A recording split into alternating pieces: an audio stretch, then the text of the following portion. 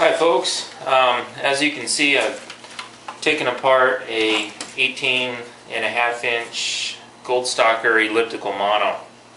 I had some pretty serious falsing along the left side of the coil, and what I found in taking everything apart is that these strands of wire, there were several that were loose along this side, and when they're loose independently, I'm positive they'll false. So that's more than likely the issue. Take a look at this video clip and you'll see exactly what I mean. So you can see here that basically to hold the wires in place, not only do they have a combination of the foam on top, but they have a lengthwise rolled up piece of tape and stuffed in there basically to hold the wires in. Well, that's not going to work real great if you have air gaps in there, and the wires might or probably will still be moving in some areas. Here's a really loose wire right here. Now, it was taped in, but not very well, and this is the side that I was having the problems with.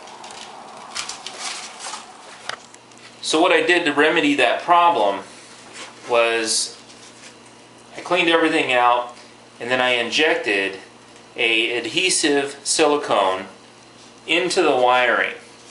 And what that did is that bonded at least the outside or a significant amount of the wiring together.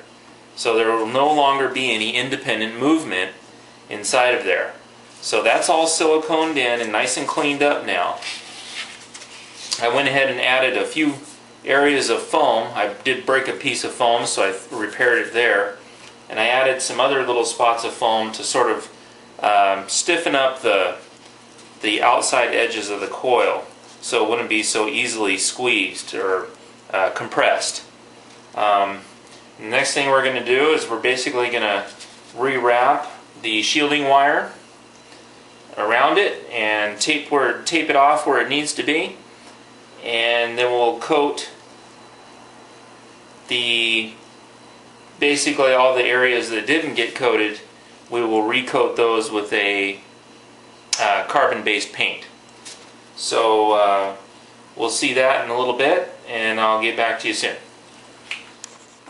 Okay everyone, we're back, and what I've done is I've taped up the outside and all the way around the coil, and I've also installed the shielding wire real tight all the way around the coil as well, in the exact same spots where it was previously installed. I also added a few little pieces of tape here and there on more lengthier areas where I felt, where I didn't want them to come loose, and that would be a likely area. So that's basically it for the coil now. What I'm going to do now is we're just going to grab our carbon-based paint. I scored this on eBay. It was about 12 bucks or something. And now we're just going to start applying the carbon paint to all the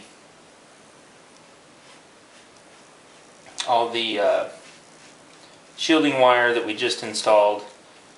And I'm not going to use it sparingly. I'm gonna coat it pretty good, and I'm also going to coat all of the tape all the way around as well. So I'm going to finish doing this, and that should be about it. And then you put everything, basically you're just going to put everything back together after the paint dries, and it should be good to go. Anyway, it's been a fun little project. I certainly hope this solves the problem, and I'll probably give an update if it does or not. But at least the wiring is solid now, and it's not moving around independently. The shielding wire, I wrapped it tighter than it was before, and I've taped it down in areas of concern, and we're going to carbon-based paint it, and it's pretty much ready to go, and put it all back together, and hopefully I'll be out nugget hunting with it soon. So anyway, it's been fun. Take care. Well, hey folks, I just thought I'd give you a quick update. The other day I did manage to go out on a hunt for about 6 hours. Not only did I find about a 2-gram nugget, but I'm pleased to announce that the falsing has seemed to stop all throughout the coil. There doesn't appear to be any more issues with it. So as far as I'm concerned, the repairs went well. I did want to say that I didn't want to advocate anyone tearing into their coils unless they feel really comfortable with it. And maybe even not even then. But this was a used coil, or purchased used, and it was well out of warranty, so really I felt like I had no choice but to attempt to repair it myself. And I'm not even saying that I repaired it correctly, for all I know, but I did everything the way I thought it should be done, and I basically wanted to show you what worked for me, and maybe that would give you some ideas on how to repair your own coils, or maybe just point you in the right direction. So anyway, I think I'm all set here, and you take care, and may the gold gods be with you. Bye-bye.